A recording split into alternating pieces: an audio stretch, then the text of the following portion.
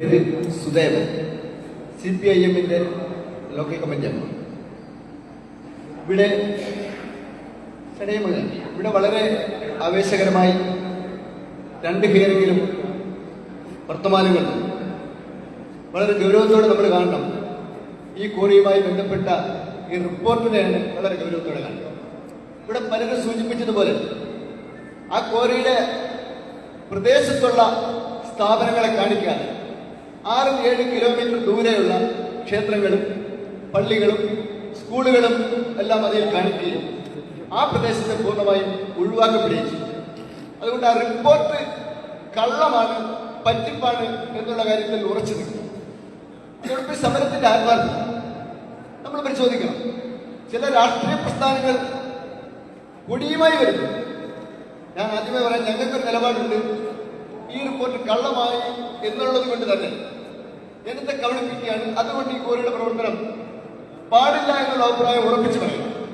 അതോടൊപ്പം സമരത്തിന്റെ പ്രാധാന്യം നമ്മൾ മനസ്സിലാക്കണം.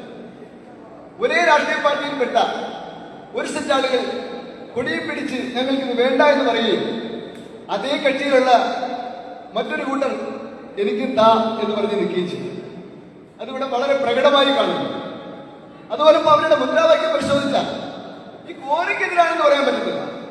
CPIM-നെതിരെ, പഞ്ചായത്ത് ഭരണസമിതിക്കെതിരെ, ഗവൺമെന്റിനെതിരെ നയപരമായി ഇതിലെ പെശകുകൾ ചൂണ്ടിക്കാണിച്ചുകൊണ്ട്, ഇതിലെ ഞാൻ പറഞ്ഞ പോലെ റിപ്പോർട്ടിലെ പെശകുകൾ ചൂണ്ടിക്കാണിച്ചുകൊണ്ട് ഇവിടെ ഇത് നടത്താൻ പാടില്ലെന്നും ഇവിടെ ഇത് നടത്തിയാൽ ഇവിടെ കുറച്ച് ബുദ്ധിമുട്ടുണ്ടെന്നും ഇവിടുത്തെ സാധാരണക്കാരന് ദോഷമുണ്ടെന്നും ചൂണ്ടിക്കാണിക്കുവാൻ രാഷ്ട്രീയ ഭേദമന്യേ അവിടെ ഇതുമായി ബന്ധപ്പെട്ട് കഷ്ടപ്പെട്ട് പ്രവർത്തിക്കുന്ന കുറെ ആളുകളുണ്ട്. അവർക്കൊപ്പം നിൽക്കുവാൻ അതിന് തയ്യാറാകണം.